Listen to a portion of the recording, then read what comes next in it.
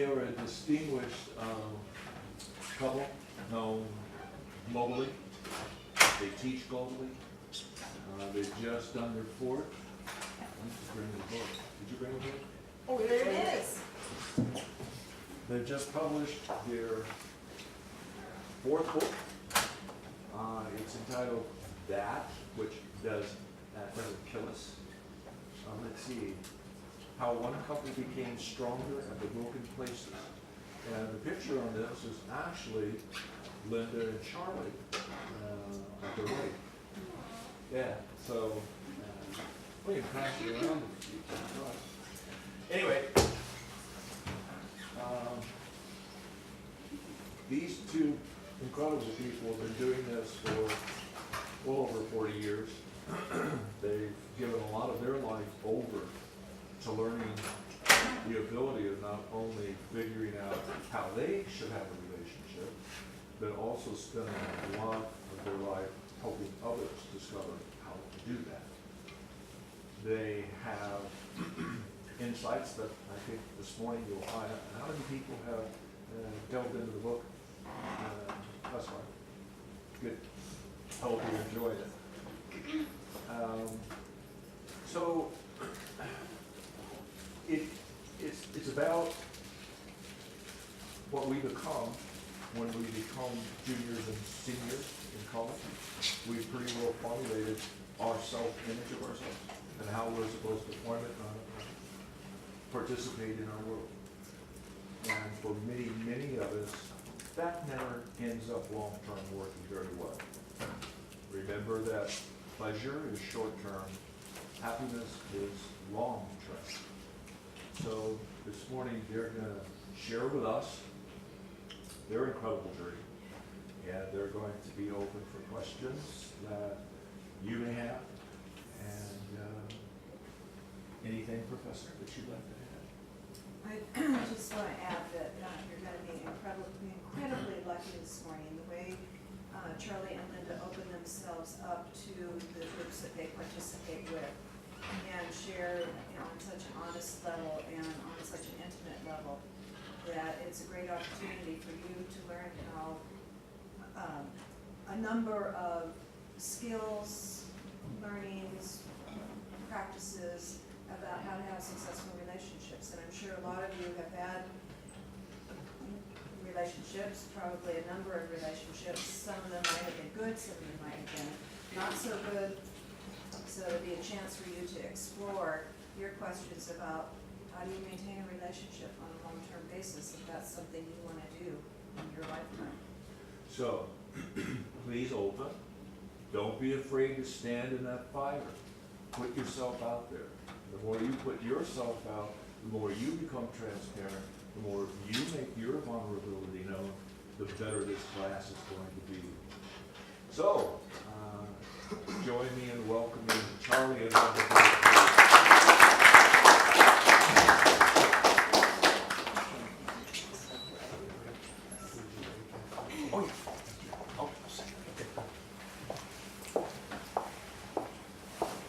This is my main squeeze over here, and I was squeezing him. September of this year is going to be 50 years. 50 years. Can you imagine that? It's a long time. We've been together a long time. And when we got together, we were about the age that you folks are right now. I was in my early 20s. He was in his early 20s. We were flower children back in the 60s with bell-bottom pants. And he was a guitar picking. Your grandparents may have told you about that in those days. And we have, had a wonderful relationship, and we've had kids, and we've had a difficult relationship, and it looked like we weren't going to make it, and we pulled out of that, and we have been enjoying a golden age for a couple of decades now. I'm happy to report. And I would like to do this class today a little bit differently than I've done it before. The teaching style that I have is to pull on research from other people in the field, from our own 40 years plus experience being therapists, workshop leaders, and co-authors, And I always sprinkle in a little personal, just to, make it real and make it more authentic. So it's juicy, that it's not just boring. The data and the research can be really flat and lifeless. But I wanted to add another dimension today, just because I'm teaching about taking risks, and so I feel like I ought to live what I teach. And I woke up with this bright idea this morning. When I was your age, I always longed to have a wise relative to consult for me and my family. I used to imagine them. Maybe some of you were lucky enough to have a really wise parent or grandparent or older sibling or aunt, uncle, or cousin. I didn't have one. So I had imaginary ones that I would imagine that they would counsel me. So if you want to play this little game with me this morning, I would like you, just for a couple of hours, to imagine that I'm a relative of yours. Now, of course, I haven't been in your life before now, and I'm not going to probably be in your life after now, literally. I hope I'm going to make a strong enough impression that I get into your psyche, so that you'll hear, and reading the book will do it too, you'll hear a little Linda, Auntie Linda or Grammy Linda sitting on your shoulder, whispering in your ears and consulting you about how to have great romantic partnership. And that's transferable to other relationships too. So I want to assure you that this is in no way being disloyal to your family of origin, to an imaginary game of having somebody else be in your family to give you maybe a little bit different perspective than they offer to you, because every parent loves and adores their children and wants the best for them to have great relationships and to be successful. So they I think would give their blessing. They would want you to open as much as you could to the message that I will stimulate your imagination to consider and see if it fits for you. You don't have to believe it. You don't have to buy it. But I would invite you to consider it. If I had had somebody that I really trusted to give me guidance, somebody in my family that I thought was wise, who had the kind of relationship that I could admire, where they were honest with each other, where they had a spirit of adventure, where they really wanted to co-create their life together, where they weren't just living the scripts and the roles of this is what the mother does and this is what the father does and this is what the wife does and this is what the husband does. But they wanted to be more creative than that, and they wanted to co-design something that really fit their needs, that fit their style of being in the world, and that they made a deal with each other to bring out the best in each other. I see your potential. I see your great raw materials. Could I support you? Could I support you to grow into the best that you could be? And I want you to do that for me too. Could you help me see some talents, some gifts, some things that I may not see in myself or not own in myself?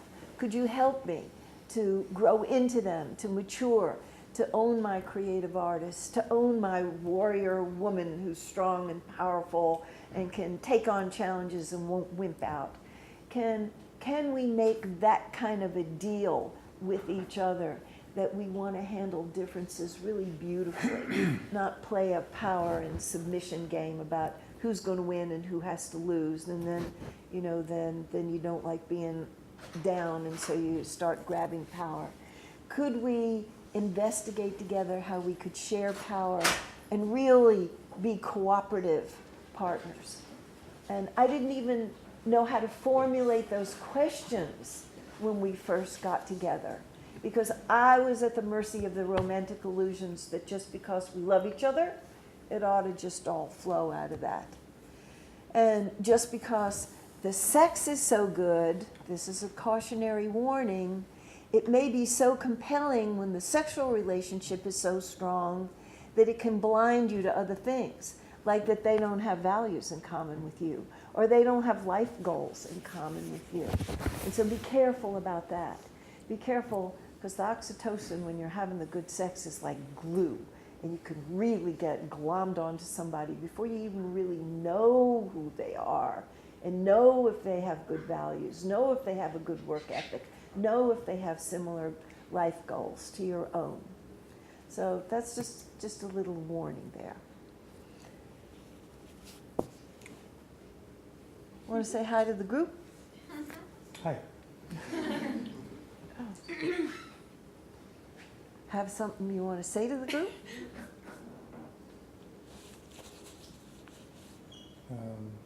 No. Okay, then I'll keep talking. He has plenty to say, and he has a lot of accumulated wisdom. And I'm very grateful that we can teach together. I feel really blessed that I have work that I love and that I can do it with my beloved. So I feel like I really hit the jackpot. I often talk to people about the work that they do, and I find that the people who are in service, like teachers and nurses and doctors, attorneys, these people really get lit up when they talk about their work. The creative artists do too. And the people who have work that they love bring their happy self to the relationship, which I think is a big advantage. And so choosing a career that really fits you, do you know, that fits your values, that fits your style of being in the world. People sometimes don't connect the dots about that, but so much of having a happy, great relationship with a partner really starts with us, with having a really good relationship with ourselves, with having a sense of worthiness that we deserve to have work that we enjoy. Because you spend so much time on the job, hours every week, that choose carefully. And if when you get out of school you find yourself in a job that really doesn't light you up, not to be afraid to change it. Do you know? That's a very different thing than a disposable romantic partnership. I don't really believe in disposable partnerships. I know it's getting easier and easier with all the availability of all the options on your tech devices. You hit a little rough place in your relationship, you have an argument or a disappointment or a misunderstanding. It's too hard, go get another one. I think it's dangerous. I think it's not giving yourself an opportunity to grow stronger and to grow more resilient by going through the tough challenges and popping up the other side.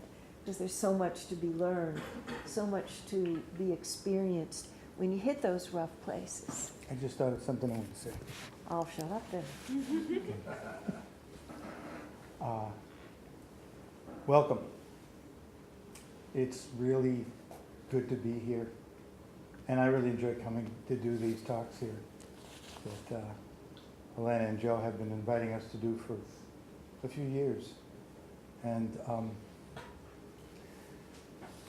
we've been working with couples and with individuals for a long time. But most of the people that we work with are people who are well into middle age. I mean, like old people, like some of them even in their 40s. And it's really, I don't know if you can appreciate this, but it's really gratifying to be speaking to people your age, who are young, before they get out there and really establish committed partnerships. Some of you may already be in them, but if you are, you're in the early stages of it. We generally don't get to see people until they've been at it, either with this person or with previous relationships, long enough to challenge their belief that they don't have anything to learn. One of the things that it takes to be a good learner, a good student, is the H word, humility. Anybody know what humility means? Humble. Yeah, it comes from the same origin as the word humble. Humble and humility come from the same root. And that's humus, the same root as the word humus, which, what does humus mean? Soil. Soil, yeah. Soil, it's like the earth. It's like, it's the, and humility is really feeling like you know your place in the earth. You know who you are. You know where you belong.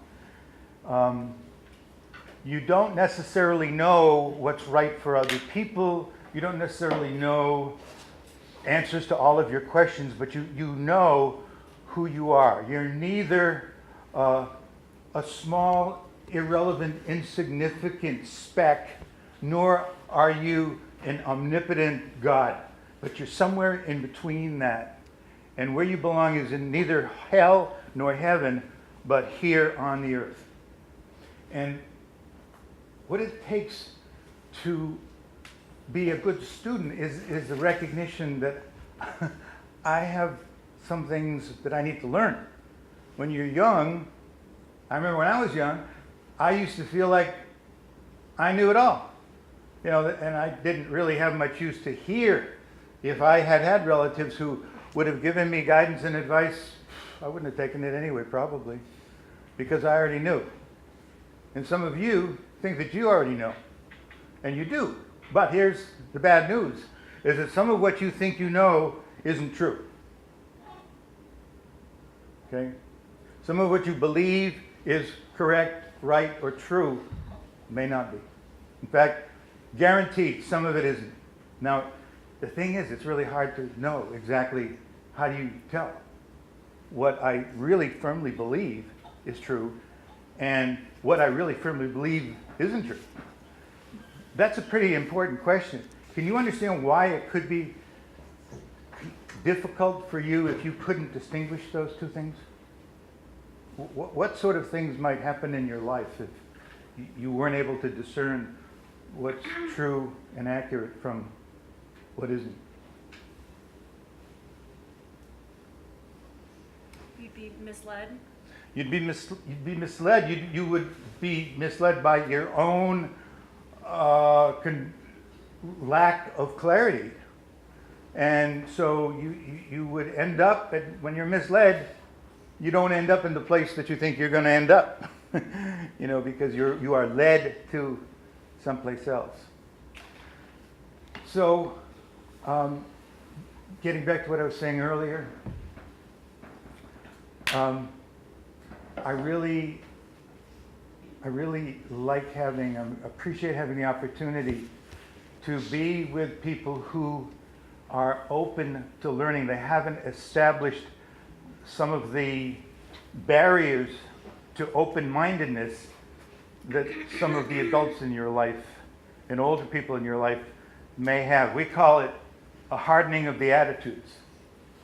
And that's when you just kind of get tunnel vision and you just get plugged into, this is the way it is and I'm not open to this idea, and you know, this isn't right, this is it.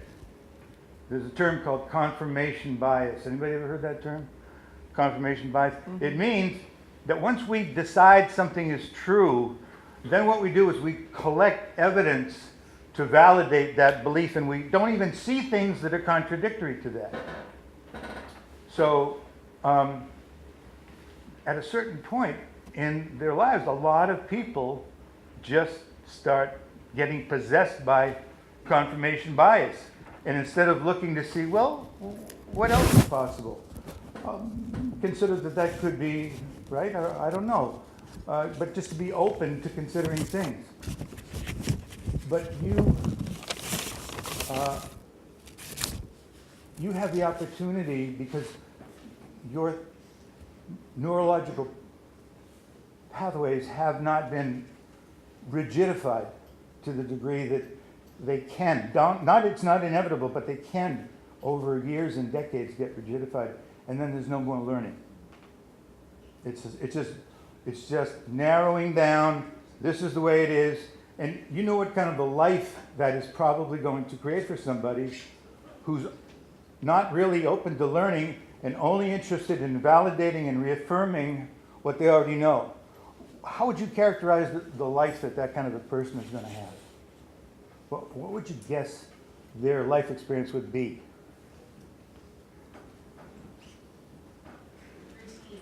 Routine. Routine.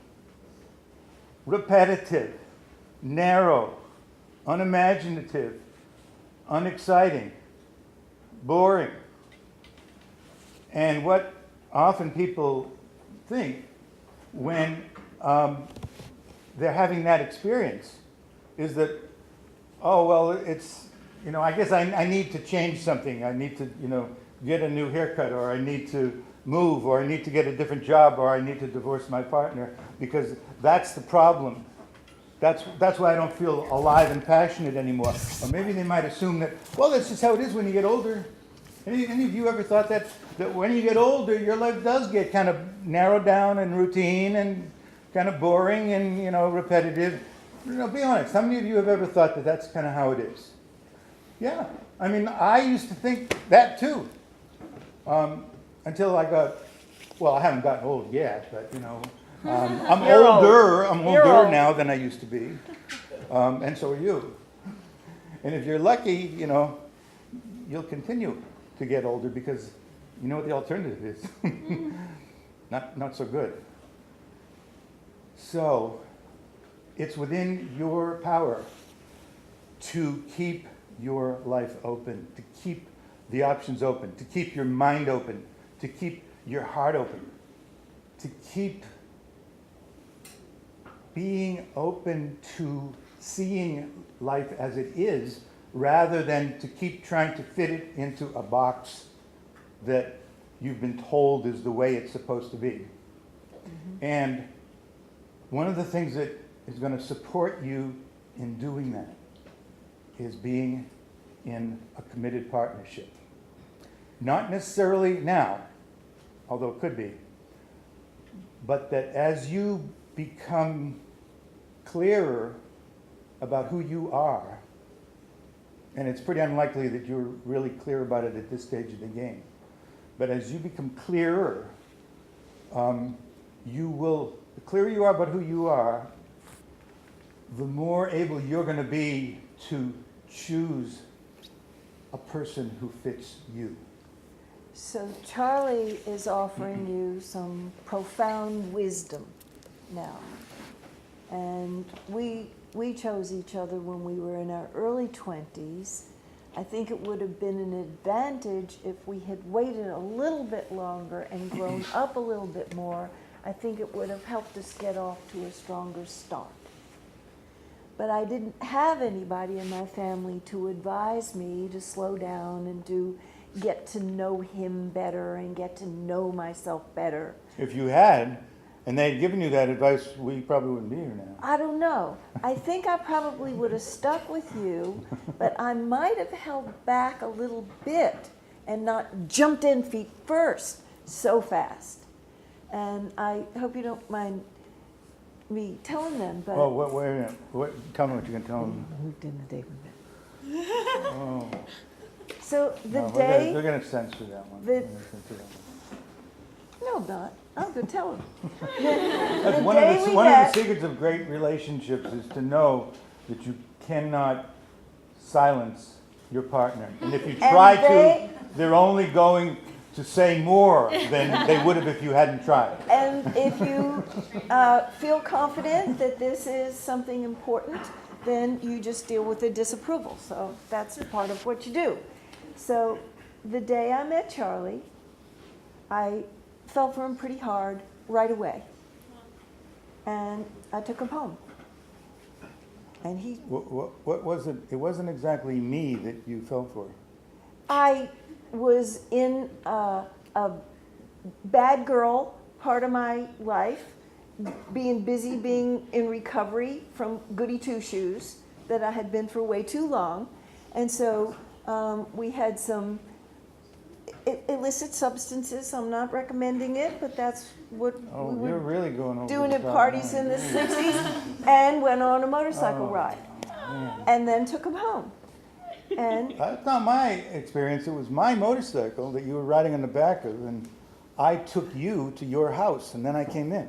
And- You didn't take me home. and he I stayed. took you to your And home. he stayed. And that's- it's an important distinction. Different Really. points of view.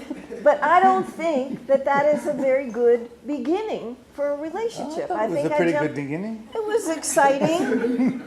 It was exciting. But with maturity, I think it's really a good idea to get to know who you're throwing in with.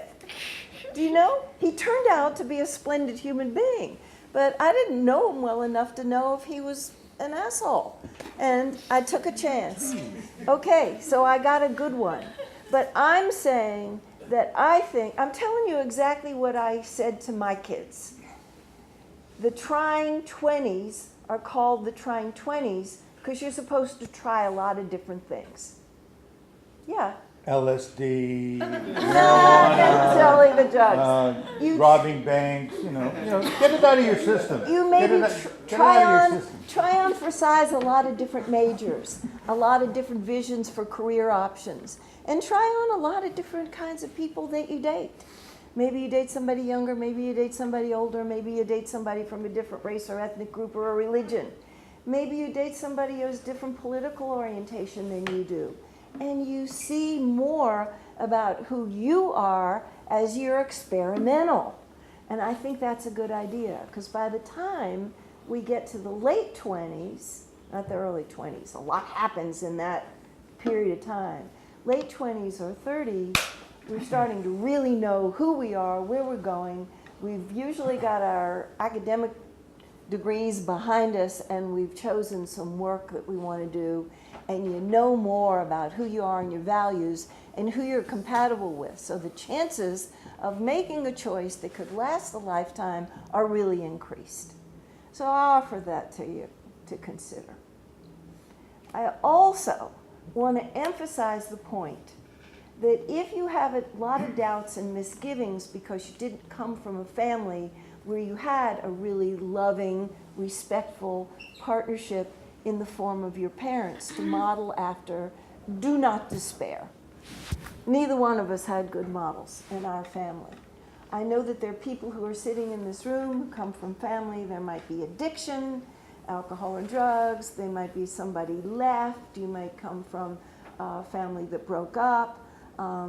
Abandonment is rampant and common.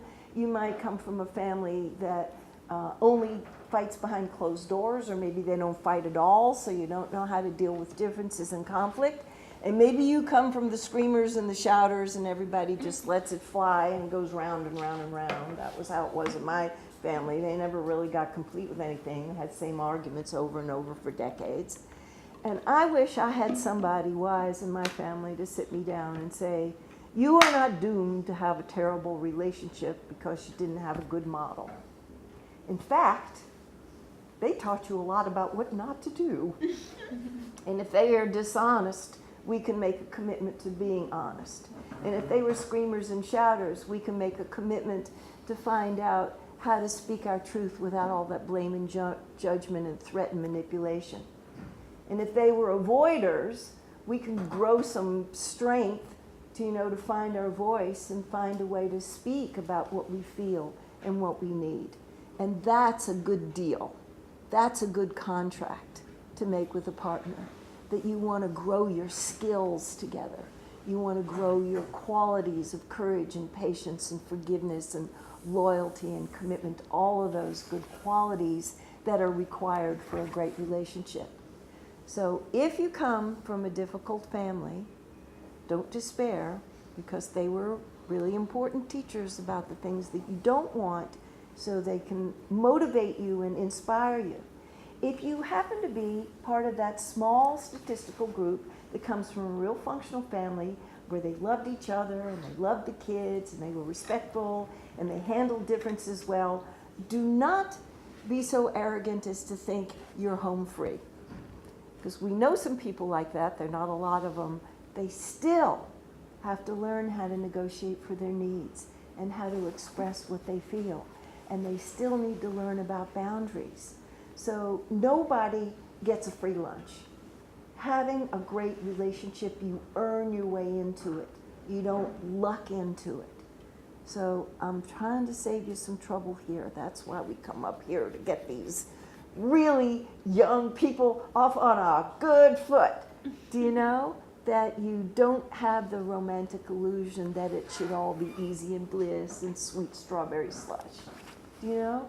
It is that, and it is glorious, and it is the most wonderful, and there are going to be some dark times. I want to warn you, if you're in a deep, committed partnership, it's going to have seasons. There's going to be spring and a glorious, glowing summer and a colorful fall, but at some point there's going to be a dark, bitter winter. And just because the anger or the resentment or the disconnect or the loneliness looks so dark, that isn't necessarily where you quit, because there may be a beautiful spring coming and you'll need to do some work. Maybe some patience, and maybe some forgiveness, maybe some courage, maybe some resourcefulness and creativity. But if you're letting me be your wise relative, I'm trying to burst the romantic illusion that it's always going to be beautiful. Sometimes you're going to be called upon to dig down deeper to get more of who you can be to deal with the challenge. I hope I'm not scaring you. I'm just trying to introduce some reality. I just thought of something else I want to say. Do it. You may have noticed that Linda and I are different in certain ways. I don't mean like she's a woman and I'm a man, but we have different personalities, different temperaments, different styles. Anybody notice that? Hands? Yeah. You want to see show of hands? Usually doesn't take They people. see it. Yeah. It usually doesn't take people too long to notice that. In fact, sometimes people have actually asked the question, how did you two ever get together? You know, like you are so different.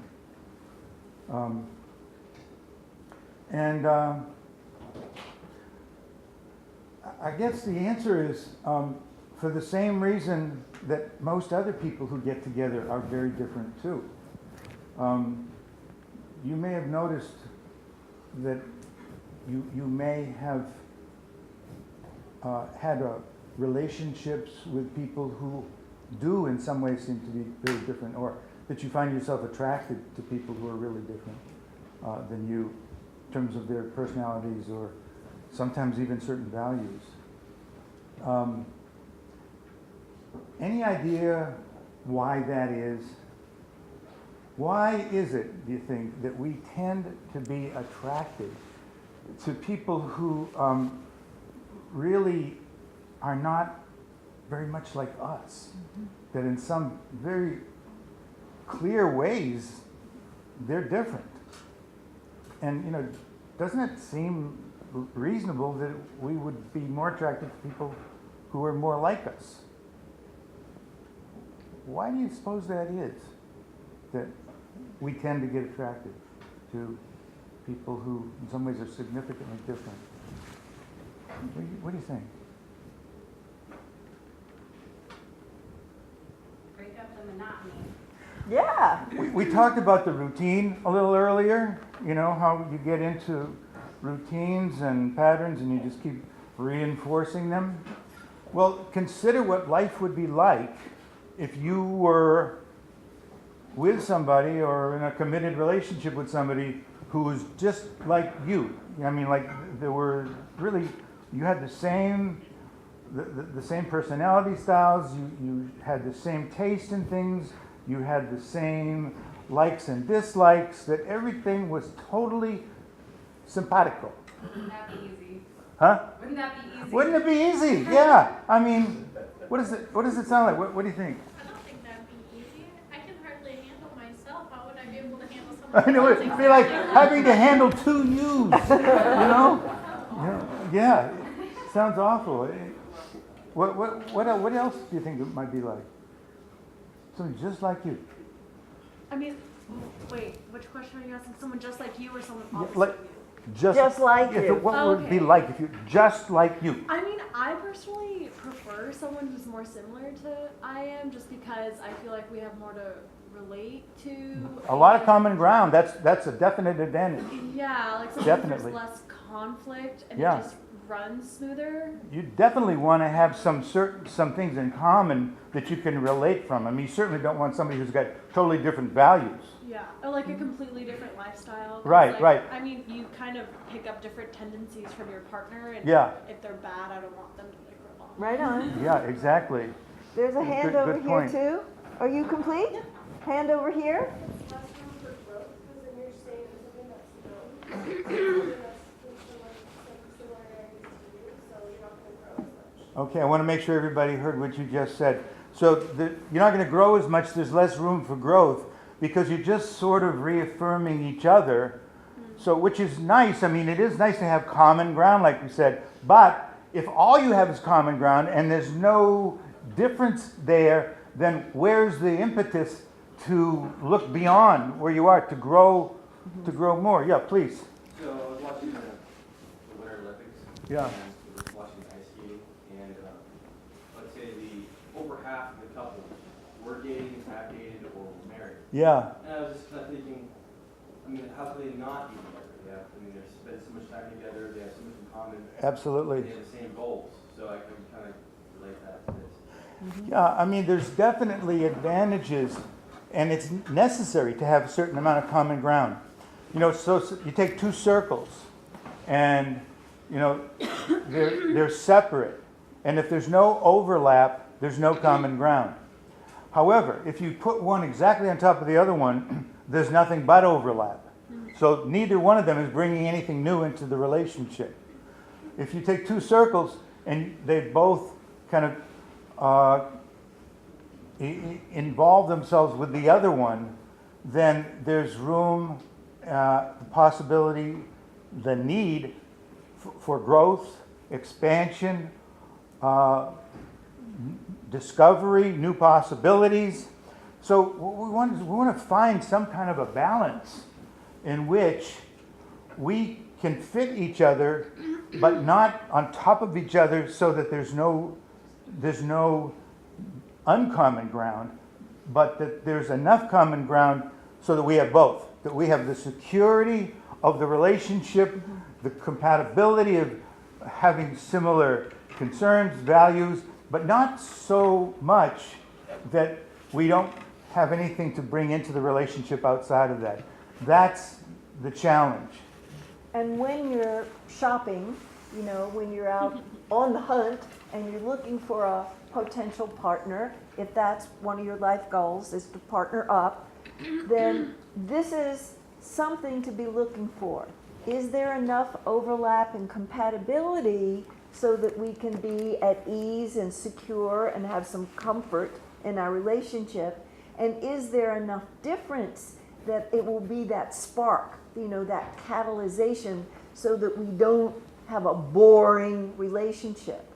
Fortunately, there's some very deep, wise knowing, like sonar, that tends to bring us to people who are different enough from us. This is some wise, intuitive knowing. It might not be what we're telling ourselves about why we're attracted to them, but the soul knows what it's doing. And it brings us to people who are very different than we are. Maybe not as different as Charlie and I are, but different. And if you start to notice the differences, to bring an attitude of curiosity and wonder to the differences rather than, oh no, he's not the right one, she's not the right one, because we're so different. It tends to scare people or repel people, but we want to make a big space, do you know, a big space for you to look at. Maybe this person's strong in areas I'm not, and I'm strong in areas they're not. Would there be something there, somewhat on a subconscious level, that we're also looking for the opposite to draw our shadows out? That's exactly right. So what Alana is saying, on an unconscious level, that's what I'm talking about, the natural knowing or the deep knowing, there is a drive for mastery, to become a bigger person, to become more evolved, to be more whole. And so they may have parts that they're more adept in or more comfortable with showing that we're keeping hidden in the shadows. And so Charlie's always been bold and outspoken and confident. This is the way I see it. This is the way it is. And when we first got together, people don't believe this about me now because I'm pretty outspoken. But when decades ago, I was so shy and I didn't speak up and I didn't raise my hand in class and I had a fear of public speaking. And so I was very attracted to him for a lot of reasons. But one, because he was so bold and so self-assured. And I needed more of that. I like to think that he was attracted to me because of other things. I probably shouldn't say what they are, but I had strengths that he didn't have. Maybe he'll want to tell you that. And that we were magnetized to each other because some part of us knew that the other person had things that we needed to beef up. Do you know that we needed to own up? I needed to find my voice to be able to speak up, find my confidence, and never even let myself the whole time I was growing up ever think that I'd ever be a teacher. I'm so glad that he brought that part out of me because being a teacher is a real high. Do you know, to have interesting people to meet wherever we go and to trade ideas and learn, and you have to do a survey of the literature so you know your subject well. It's forced me to learn a lot of things. But I don't want you to get frightened if you happen to be strongly attracted to somebody who's very different. They still might be a very suitable mate if you can open to, this person may have the biggest life teachings that I'm here on earth to learn this time through. Yeah. And I want to learn from Let them. me know when you're done. I'm done. You sure? I'm okay I don't want to on, interrupt you. I'm okay on stepping back a little. All right, so here's what I want to say. This thing about the differences, that's not the problem. The problem is not that we've got these differences. And what determines whether the differences contribute to your growth and to your ability to truly enjoy partaking in this relationship, or whether the differences take you down. Mm-hmm. What's going to determine that is whether you see the differences as problems that need to be resolved and can only be resolved by getting the other person to become the way they should be, which is, of course, more the way you are. And you know what it looks like when you've got each person in a relationship trying to convert the other person to something that they're not. It's not a pretty picture. But there is another way to view it other than we've got these differences here, and we have to homogenize our relationship so that there aren't any because they're causing problems. Can't do it anyway, That's right. And even if you try. right. So the alternative to that is to, rather than seeing the differences as the problem, to see the differences as an opportunity, to see them as a gift, to see that, no, this is not a mistake I made in choosing this person. This is why I chose them. It's not despite the differences, it's actually because of them. The example that Linda used a few minutes ago about how because of the differences in our temperament, she was able to become more outgoing, more assertive, more willing to get out there. If I had the same tendency that she had, then the relationship would flatten out. So the opposite of flattening out is intensifying. And so what happened was that the differences that were there forced us to either break up or learn how to use the differences productively, and rather than enable them to create conflict that ultimately would take the relationship down. In other words, to see them as a gift rather than a problem, to appreciate them rather than to resist them. And that's the challenge in our relationships, is to come to the point where you can actually see those things that you may be aggravated by or annoyed by or wish that they weren't like that, but to see, all right, so what's the possibility here? What's the opportunity for me? What's the value that this person is bringing to me by being the way he is, the way she is? Because there's something there.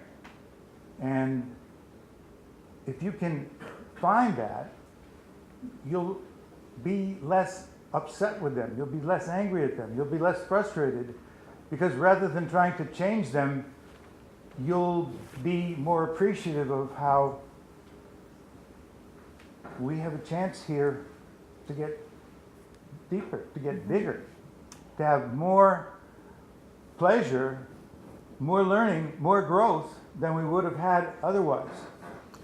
So that's where we want to go. It's not about getting rid of them or homogenizing them or becoming one. I know you want to talk. Hang on. One person. But it's more about just being able to see them in a different way. So there's Okay, three key you're points on. that I want to make, Go for it. and then I think we want to open and see what their questions are. So there are three things that I'm committed to giving you the opportunity to reflect on. First of all, I want to pull on some researchers in the positive psychology movement who study what it is that forms happiness. And what they say is the happiest people are the ones that have the greatest relationships, both the deepest and the breadth of relationships, and that a romantic partnership is central to people's well-being. So I want to make sure that people know that creating a great relationship really is going to boost you in your happiness and well-being, which also has ramifications for your health and longevity. You know, it's not just feeling good, it's also it's in your cells and tissues of your body. The other point that I wanted to make sure to make is when a relationship gets difficult, don't bail too soon.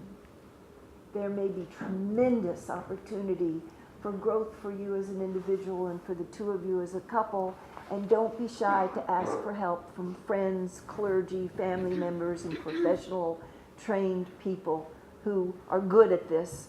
The graduating class is ahead of you, because that can make all the difference. People keep going round and round with the same stuff places. And the last point that I want to go on the record with you is go for the gold. Why not? If you're going to be in a romantic partnership, why not work the growth model and use everything that the relationship tosses up, differences, boredom, needs, sore spots you bring in from your family or whatever. Why not use it as the growth opportunity that is and go to the higher ranges of what is possible? It requires more. You see, nobody gives you a script in your hand for how to do marriage or committed partnership. Each couple's on their own to design their own, perfectly tailored to their needs, desires, goals, and values. But I invite you, because us ordinary folks, ordinary folks, can have extraordinary relationships, highly fulfilling relationships, the best that relationships can be. You've got to work at it. It doesn't just come to you. But from my point of view, that's worth putting time and effort towards. Okay, now I'm complete. I said what I want to say. All right, guys, let's come back together. And once again, that's C-O-M-E. We are, here, I slammed her poor book. If this is a gift, we don't have to pass it. You can pass it around. I'm going to pass this around just so you can take a glance at it if you like. Please remember when if you have to get up and go, to hold the door so that we don't have a bunch of clicking. Anybody that did use their electronics in the front, unless it was mandatory death sentence, if you didn't use it, let's please make sure that we're not engaged in something else. And without further ado, my good man, Okay, this is your podium. round two.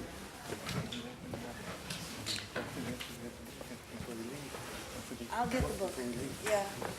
So we want to give you an opportunity to let some questions about romantic partnership, emotional intimacy, sexual intimacy, commitment, differences, whatever is there for you. Because you have access to us, and we want you to have a chance to put your questions out there. I want to warn you that, speaking for myself, I often don't answer questions, but I do respond to them.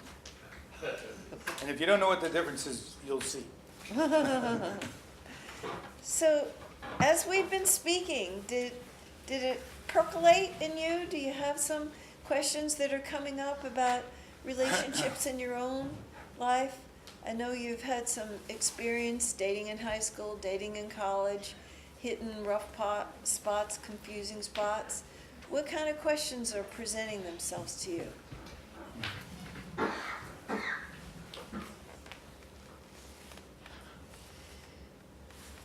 I'm always trying to learn how to like maintain relationships long term. I feel like can only handle like one close friend at a time, and I'm like astonished when I see these people who have this huge social network. It blows my mind. So I'm really good at meeting strangers, and I can maintain that for a little while. But when it comes to long term, you brought up boundaries and I think just like communication. I'm reading a book in the other class, the Crucial Conversations, right? And something I got from that was, you know, you got to be 100% respectful at the same time you're being 100% honest. You know, and I think that really promotes that. But at the same time, it's like, how do you maintain that? You know? So you want to speak to it first? So I'm repeating for the video that she's got some concerns, and the challenge is about having long-term relationships, and particularly daunting for you is multiple long-term relationships.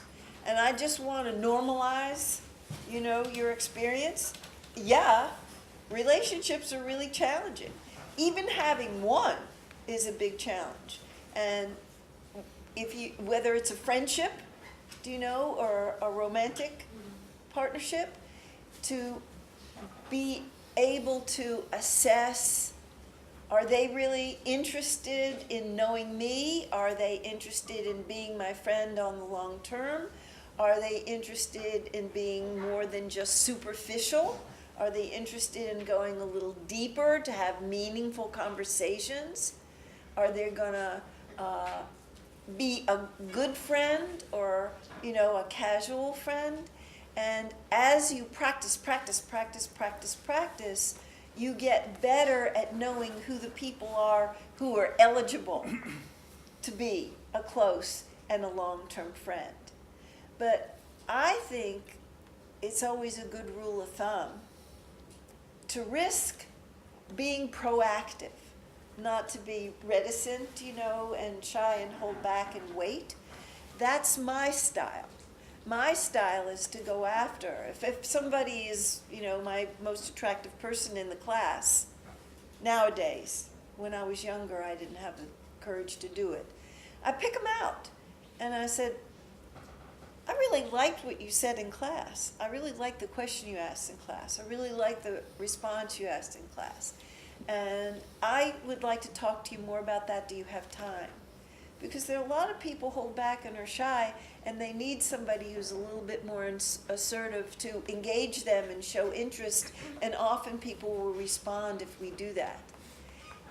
If you reach out a few times to somebody that's really attractive to you, and they say, I got to get to the next class, or I'm very busy, you'll know they're not eligible. But a lot of people will respond just if we gesture towards them that we're interested. And then if the relationship deepens because we're talking about things that have more meaning to us, then you can move into away from casual into deep soul friend. And we're so blessed if we have a lot of people in our life like that. And a lot of the people that I know and hang out with, they met people in college that they got tight with, and they're still in contact with them. And so it's a big opportunity for you to pick out your favorites and see if they'll respond to your overtures to get to know you and really bond with you. So the other part of that question too is how do you speak your truth all the time and keep that going in a respectful way? Yes, and thank you for that clarification. Some people have had modeled in their family speaking truth in kind of a blunt way. Do you know, I think not, I want the best for people, and I'm harsh in that way. And Yeah. like I'm blunt and my feelings of like wanting them to do well, so I give them a hard time or I handle them. That was my love model for my family, you know? your intentions are good. Yeah. And But I if sound like a bully. If you speak with these people, you might want to have a few introductory remarks. I tend to be really assertive or aggressive, or I tell my clients, I'm very ambitious for my clients. If I'm overwhelming you, push back and give me some feedback that I'm, a little bit too far ahead. But I want you to trust me on my level of intention. It's always because I mean well for you. And if you get feedback from people that you're overwhelming them or coming on too pushy, really take that in and see if you can mute it down a little bit. Because we have to adjust. Some people can take more intensity and some people are very highly sensitive and they can only take a little bit at first. And then when the trust is born, when they really get that we care for them, they can take a little bit more heat. But I think you got your finger right on what your growing edge is.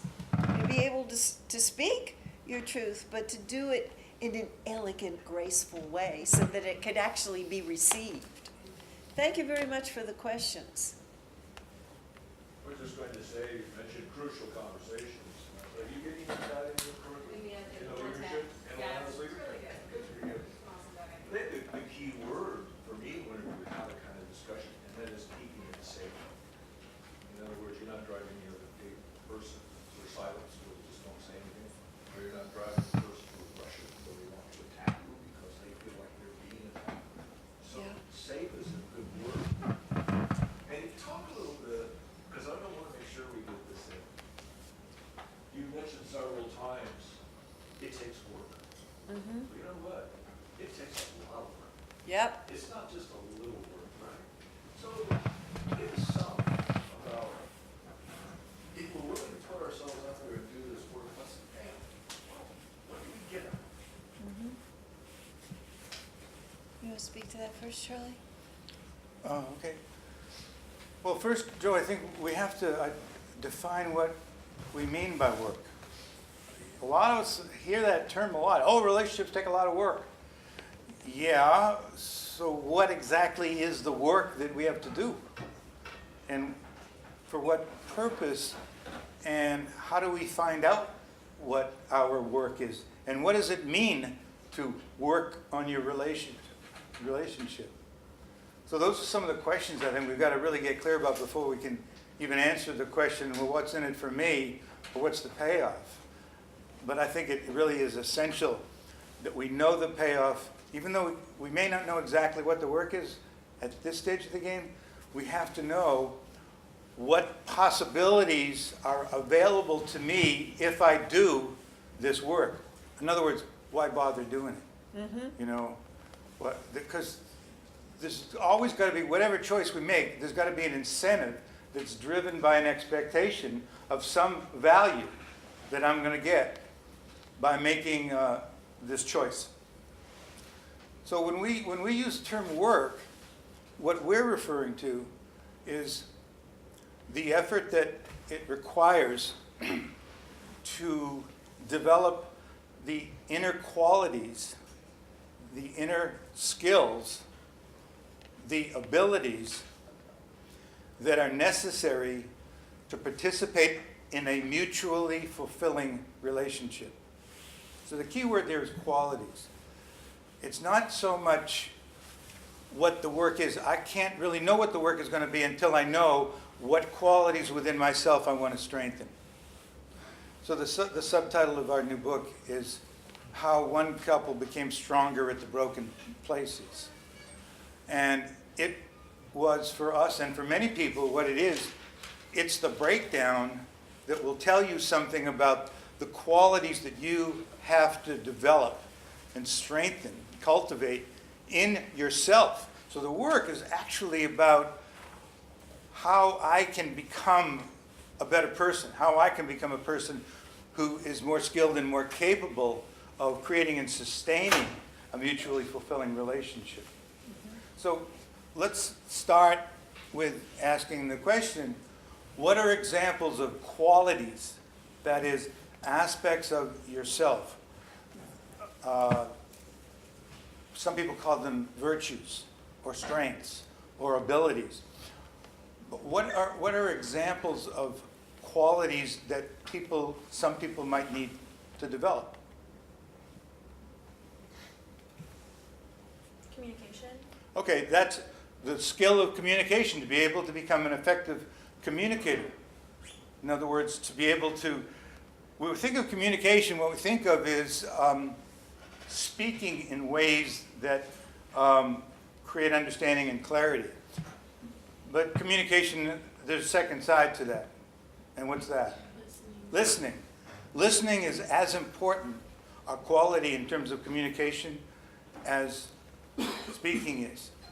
So to develop skill and competence in the ability to communicate effectively, to give and receive information. And that really goes to what you were saying about the two important things are honesty and respect.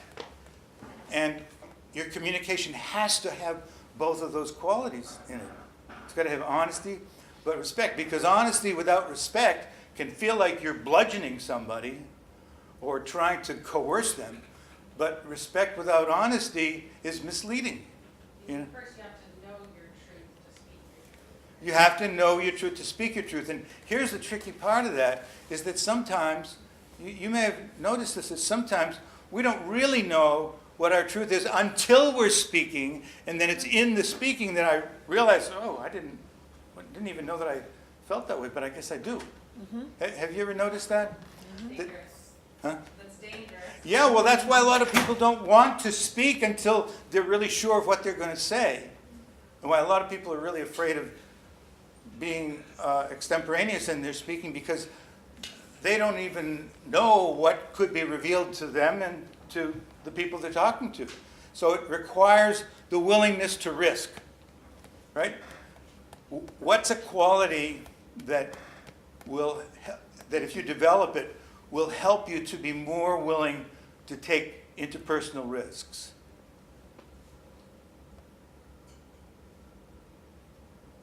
Self-awareness. That's definitely an important part of it. That is definitely an important part of it. Courage. Could the C word, Courage. courage. It takes more courage. People don't think of relationships as requiring courage. You know, good relationships, well, you know, generosity, kindness, love, caring, you know, all nice things. But it also takes a hell of a lot of courage.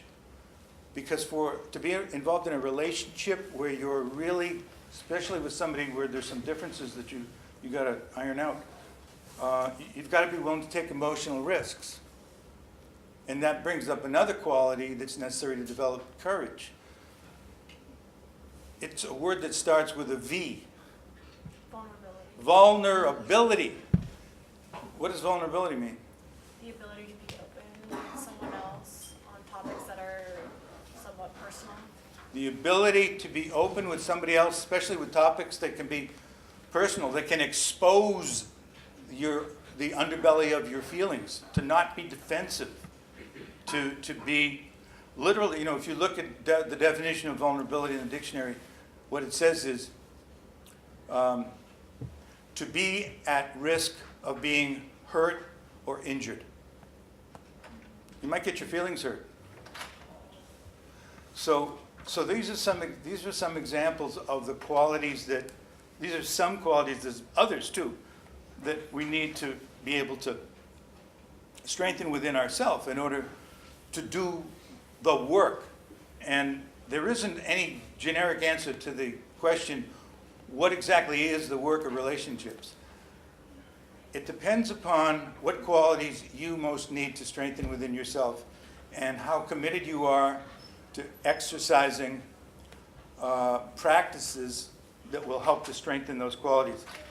So, like if you want to develop courage, what practices might you want to take to strengthen your courage muscle? Taking risks? You might want to take risks. Yeah. You might want to take risks. That will help you to become more courageous.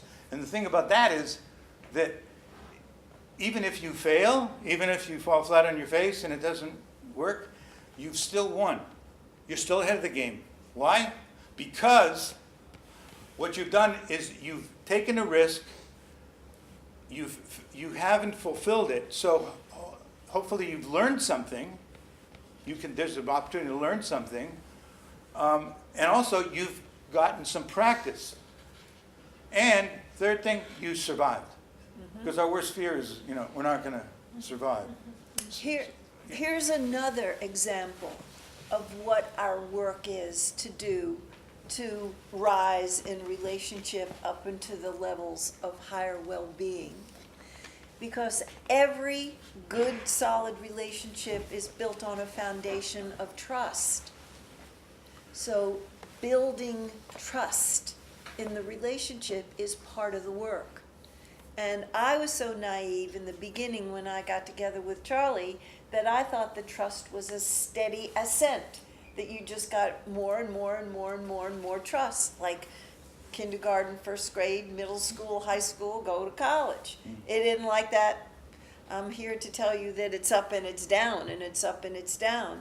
And sometimes the trust is lesser than, and then you need to do the work of rebuilding the trust. I'm so sorry that I scared you. This is a genuine apology. I'm sorry that I hurt you. Are you willing to forgive me that I broke that agreement with you? When the trust sags down, to be willing to be committed to the process of repairing it. And we didn't know any better. I thought, this is a black mark on the relationship. It's going to always be there. Too bad. I thought we were going to have a beautiful one. No, I didn't realize. You use all the shitty, crappy things that happen in the relationship as compost to bloom out of. And there will be some difficult things that will happen occasionally, but you can use them. So to restore the atmosphere of safety is partially the apology, must be sincere, no bullshit. And you must say, in addition to, I'm sorry, and this is what I have learned. I have learned that I'm too rash and impulsive and blurt things out, and I'm so sorry that I hurt you with that thing you said. Let's do a do-over. Would you let me start again? Let me see if I can say it in a more eloquent and respectful way. And I've learned going forward, give me a chance to show you that I won't blurt things out like that. Or that I won't withhold things that are really important to say. There's a lot of people who harbor things. To build trust, you have to have the self-assurance and the security that the person's not so avoidant, and chicken, that they're not bringing up the things that are important that must be spoken about in the relationship. And that's work too, to get our courage up, to find a way to bring the tough subjects up. Talk to us a little about expectations. Yes, this is a thing that I hear all the time, that it's important to not let your expectations be too lofty. And I'm not a believer in that school. I am of the school of thought of let your imagination be big. You can have big expectations for your relationship as long as you've got intentionality to meet them. Because the people who have the best relationships, the best, most beautiful relationships, they are responsible. They take responsibility. I have this goal, I have that goal, I have this vision for my life, and I don't expect anybody to bring it to me on a cake, bring it to me on a tray. I am willing to offer this. I am willing to bring this talent. I am willing to work on this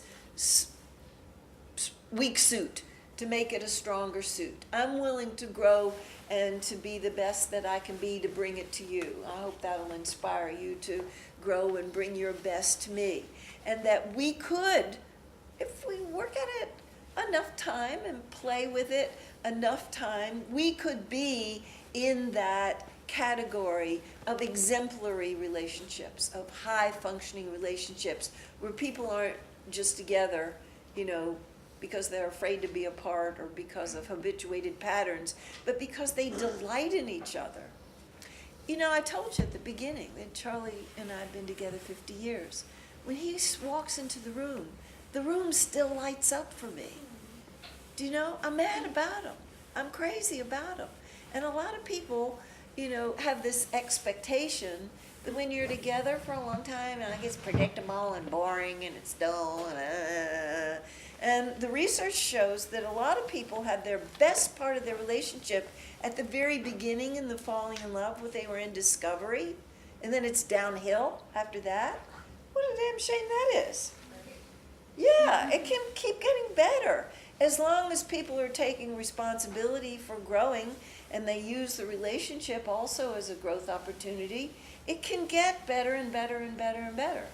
We haven't hit the pinnacle yet. I think we're still ascending. Yeah. So what quality do you have to have in order to have expectations? I'm ambitious. I'm not ambitious about money or about power, that kind of ambitious, but I am ambitious about loving relationships. Not just with Charlie. My friends, do you know I'm in 2 women's groups?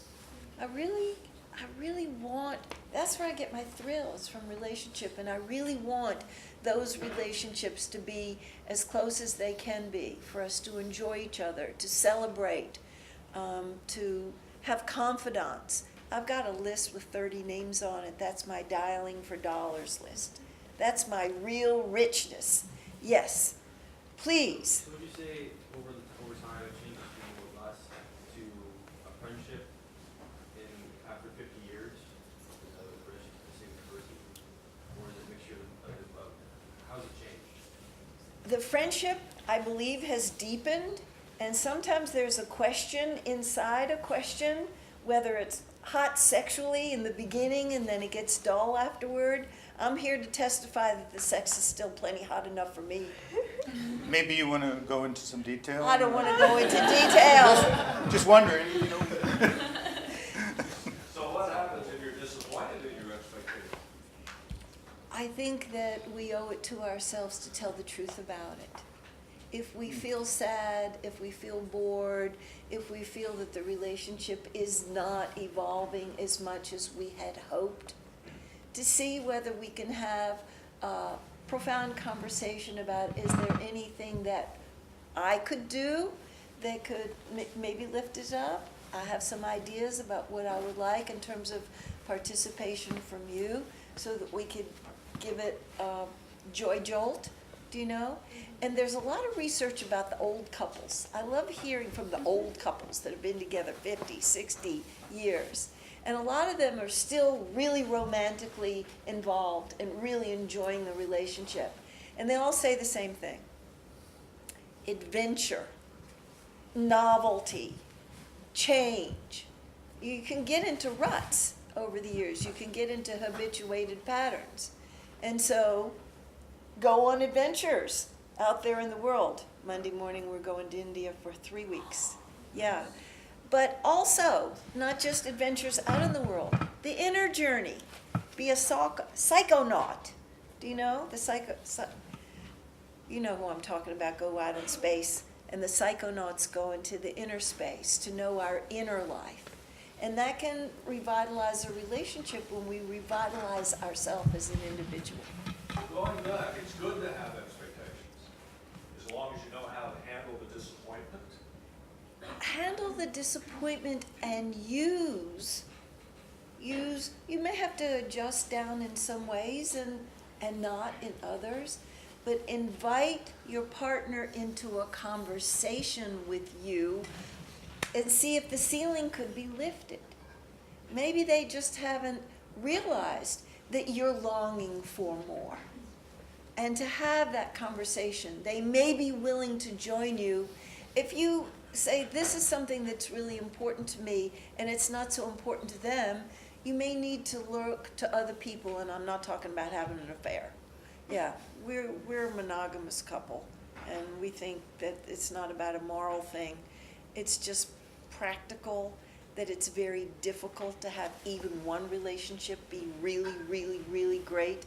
If you start siphoning off energy to other relationships, it's harder.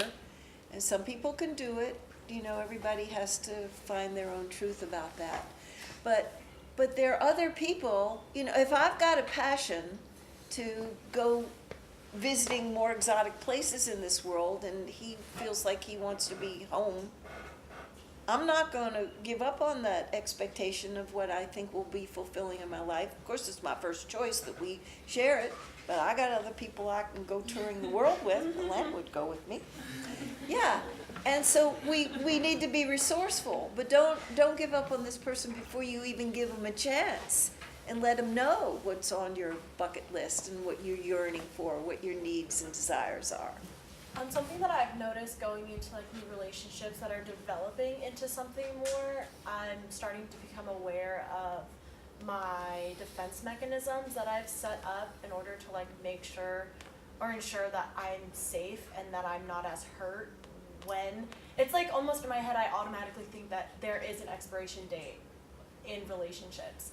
And so I've noticed I've come up with these defense mechanisms. I was just wondering if you could like speak to the like if that's okay or how I can work on becoming more vulnerable and like knowing when it's okay to do that when it comes to new sprouting romantic relationships.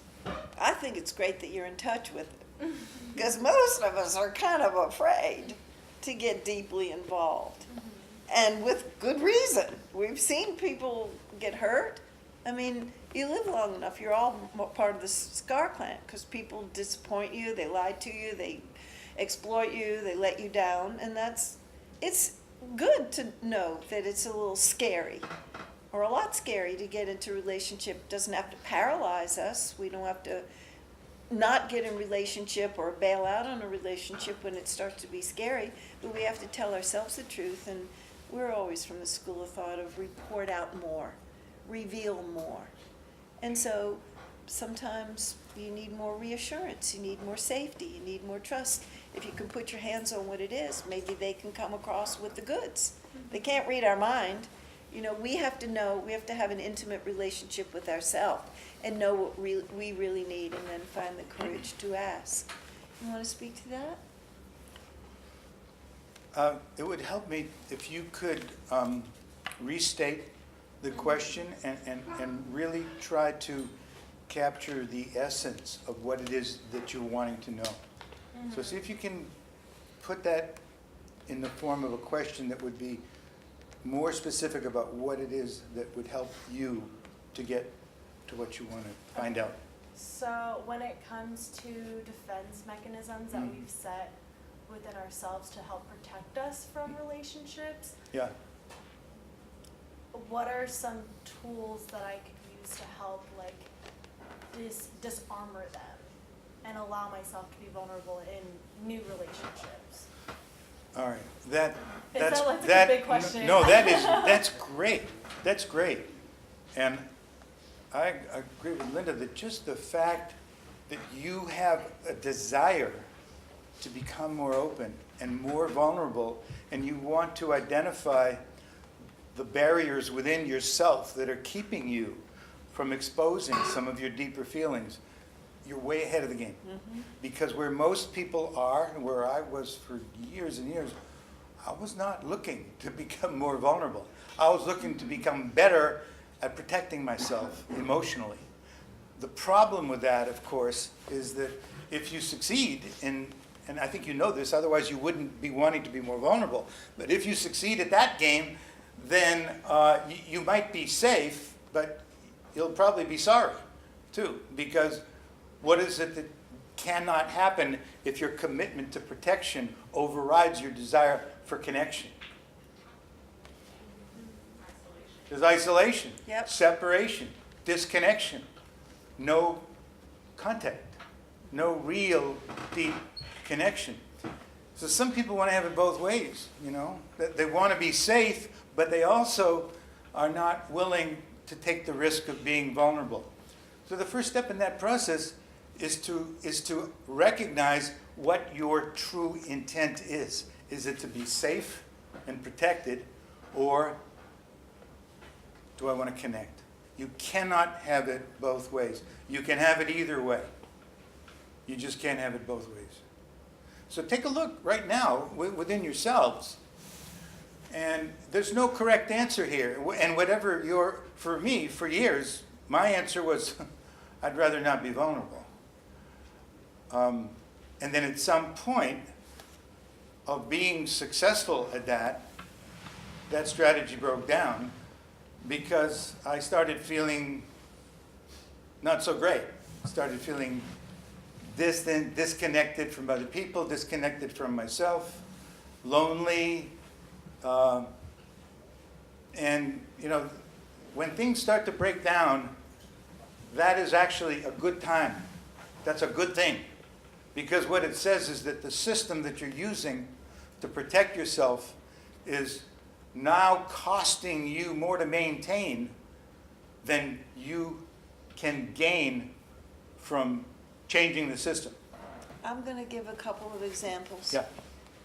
When I would notice that I was shaking in fear and trembling, oh no, I don't want to get my heart so involved. You know, I don't think he's committed as I am. He's going to end up leaving me and it's going to be so painful. And he's the first person I've ever let myself trust that much. I'm liable to just be so damaged that I'm going to turn into a shriveled up prune. You know, and my mind had this catastrophizing fantasy going about how hideous it was going to be. And I had to talk to myself and say, I think I'm stronger than just being totally ground down and defeated. If I do lose the relationship, I probably would be able to heal from it and pull myself together again and reconstitute and dare to get involved again. I think I probably won't be single for the rest of my life. Do you know that I have to talk to the inner critic that was scaring me? Hey, you don't want to get that involved. You shouldn't love him so much, and you know, it's dangerous, you know. And it really helped me. It really helped me to affirm that I was stronger than I feared. I feared that I was just too weak, and that if the relationship didn't make it after I had committed and invested myself, that I was going to just, you know, be the living dead, you know, walking around like a zombie. 'Cause that's how frightened I was. That's how much I let the relationship mean to me. And so I used to use this poem line, I think it's Elizabeth Barrett Browning, that it's better to have loved than lost than never to have loved before. Is that Browning? And I used to tell myself, I'm learning how to love. I might lose him, but I'm going to keep on learning as long as I can. And if I lose him, I'll learn with somebody else. So there may be a way you need to talk yourself through. I'm practicing my skills. There's no way I can just do it in my mind. I need to get in there and mix it up and relate and practice my skills if I'm going to get good at this relationship game. And I'm scared, and I'm willing to tell the truth about that. This is scary. Thank you. But doable. Thank you for the question. Please. To follow up with that too, can you talk a little bit about the other side of the relationship? Like she was talking about like trying to be more vulnerable with the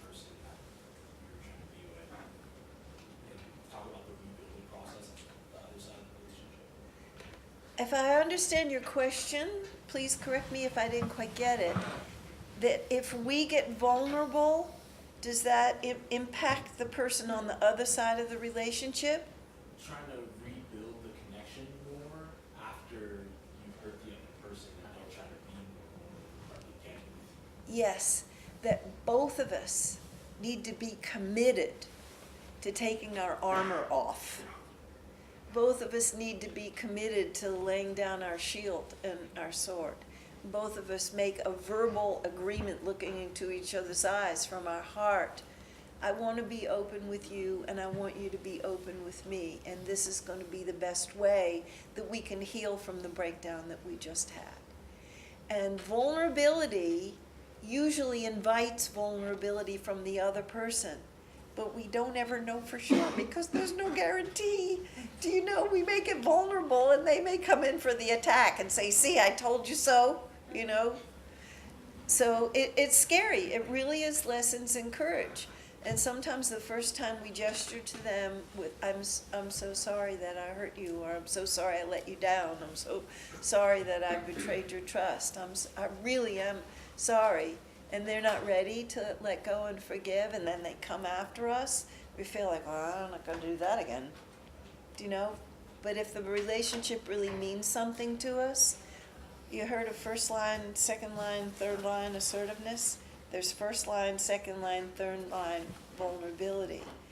To let them calm down, maybe lick their wounds, go off and heal themselves a little bit till they're more available. And then we gesture towards them again. I really would like to heal this rift. Would you join me? Would you dare to trust me? I have learned my lesson here. Please, can we heal this? It's going to take both of us. It's not just my apology and learning. It's your willingness to be nourished by what I'm offering you now and dare to start again. It's a great question. You want to speak to it?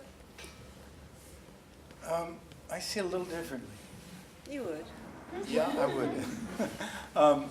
I don't really think that it takes both people to be committed to vulnerability in order to repair a breakdown in a relationship. I think it's more often than not, one person is more committed than the other one is to vulnerability. It's, in my experience, rare that both people have a really solid commitment to it at the same time. Now, that doesn't mean that if one person is taking responsibility for bringing vulnerability into the relationship and the other person is holding them responsible for doing that, that's going to work, because it isn't going to work. It takes one person to start the process and to model vulnerability, to be willing to disarm themselves of their defensiveness, their walls that they're putting up, their strategies for keeping the other person at a distance. You know, it takes one person to be willing to do that. And when the process gets started, what's going to happen is the person with whom they are relating is going to be more likely to drop their defenses. Do you see why that's going to happen? Because they're not feeling so threatened anymore. We get defensive when we feel like there's something to fear, when we feel we're being threatened. And it's natural. If somebody says, in our, you'll see in our first book that you guys are reading, if somebody says to you, you're being defensive, well, you know what? There may be some reason why you're being defensive. You may have some reason, to not trust this person because, we talk about expectations. You may have had interactions with them in which they have gone after you. And, you are going to tend to be, guarded. And sometimes, you've got to be willing to be the person who initiates the vulnerability and takes responsibility, regardless of how the other person is going to respond to it, to do it. So in a case, where there's been something that perhaps I might have done or said that had a hurtful impact on somebody, and I realized that. And if they were being vulnerable, what they would say is, wow, you know, what you just said really hurt. That means exposing yourself in a way that can feel dangerous to somebody that you don't trust to be respectful to you. We talked about respect and honesty earlier. And it takes a lot to be that vulnerable, particularly with somebody who's just, hammered you. But if the person who's on the receiving end of that attack can be that honest, can be honest enough to say that really hurt me, or that scared me, or exposing one of the more vulnerable feelings. Anger generally is not a vulnerable feeling. It's a way that we actually insulate ourselves from the deeper feelings of fear and pain. So that's the challenge at that time. And even if I can find the courage to say, that hurt me, exposing that vulnerability, the other person may not respect it, and then they may attack me for saying what I just said. Well, what are you, super sensitive? What's the matter? Can't you take it? I was just kidding. We've all been in those kinds of encounters. And that's like another shot that I've got to be willing to absorb. But that's why we call it work, because we're challenged to do the very thing that we least want to do at a time that we feel. I'm going to say something too. When you finish. At a time that at a time when we feel most at risk. So that's where the courage part comes in. That's why we need to have courage, because I guarantee you get into a close relationship, you're going to take some hits. Guaranteed. It's not an if, it's a when. And it's a how. How are you going to respond to it? Are you going to respond to it by being counter-defensive with that person and then going back and forth and attacking and withdrawing and attacking and withdrawing? Or are you going to let down your guard? And if you get into a committed partnership, you're going to have plenty of opportunities to practice cultivating courage, vulnerability, commitment, integrity, all those things. So when we talk about the work, doing the work of a relationship, that's to earn your way into the higher levels that relationship can be, it's fall down, get up. Fall down, get up. Begin again, begin again, begin again. Because in a long-term relationship, there are going to be misunderstandings. We're going to be cranky because we're overtired or we're stressed or we're hungry. We're going to say things we didn't even mean. Do you know? So it is a good rule of thumb to have an agreement in place that you can be imperfect, not to indulge yourself. You always want to hold the standard for yourself high to show up in the relationship to be the best you can be. And even with that kind of commitment, there are going to be breakdowns.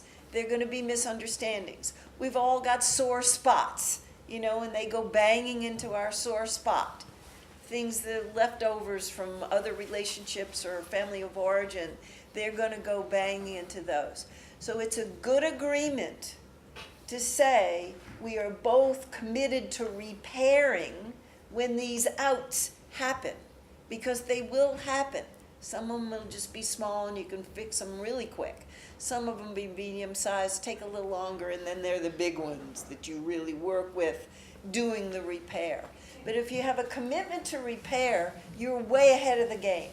Can you just tag on to that a little bit, the subtlety of control and speaking with not clear intention, but speaking with the intention to control? And this situation. Yes, we all have our manipulative styles. A little twisted there about patterns. Patterns, yes. You want to repeat the question? The question is about the patterns that we use, like control, to try to keep ourselves safe. which is sometimes ending up making us less safe. But we all have them. We learned them from our family, and sometimes we overshout or interrupt or withdraw and conceal, or we're dishonest, and there are all kinds of ways. They're all because we're frightened.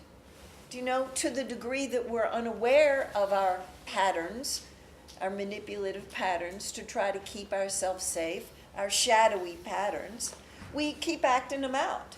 And we keep hurting the other person and hurting ourselves and dragging the trust down. To the degree that we become more self-aware, catch ourselves red-handed, whoa, I just had tone in my voice when I said that. I was having a little sharp edge on my voice to scare her a little bit or to scare him a little bit, that I have to have this.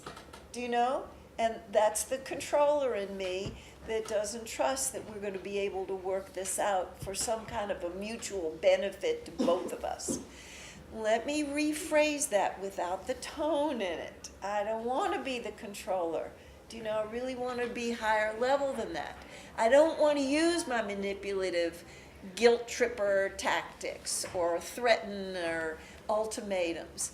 I want to be a higher level than that. I want to be straight up. I want to be vulnerable, asking for what I want. I want to appeal to my partner's enlightened self-interest, that it's to their benefit to meet me here. This is so important to me. And if I'm a happy camper, man, I'm going to be so generous to my partner because I'm going to be fulfilled and happy myself. Yes, Joe? Okay, we're wrapping up. Do you have any closing remarks that you want to say or anything you need to say before we wrap? We got time for one more quick question. Anybody got anything before we wrap things up? Yes, please. You guys spoke about difference and like how can you use the opportunity? Like, is there any differences that like aren't able to like have common ground, or like how do you deal with differences that wouldn't have a black and white answer? Yeah. How do you deal with things when it looks like there needs to be a black or white answer, but that's not always, often things are more gray than black or white, but sometimes we really see it in polarities. It's like this or this. So the challenge is really to be able to do what a very famous therapist named Marion Woodman refers to as holding the tension of the opposites. And the tension of the opposites means that two things that seem like they're at opposite ends of the spectrum and cannot be reconciled in some way need to be somehow, you need to come to terms with that in some way. And in a relationship, that can translate into what people refer to sometimes as deal breakers. That a deal breaker is a condition in the relationship in which one or both people are intolerant of, that they cannot live with this in the relationship. So for instance, where one person is committed to monogamy and the other person wants to keep their options open, that's a deal breaker until and unless it is resolved one way or the other. Because some things do have to come down on one side or the other. You can't have it, like I said before, you can't have it both ways. Or another example would be one person wants to have family and the other person doesn't want to have children. There's no place for common ground. That's in the deal breaker category. Sometimes there's alcohol and drug addiction and they don't want to get treatment. That can be in the deal breaker category. Or there could be really difference in values, huge difference in values, so that you don't have compatibility. Most of the couples who break up aren't about these really severe ones. They're for medium level or even small ones, but they just don't know how to deal with the differences, like hold the tension of the opposites or work them out in a way that works for both. There are only a handful, like a half a dozen, of real literal deal breakers where you can't find common ground and it's destructive to the relationship. So We're going to take one more, but there's a hand. This is the last one. Yeah.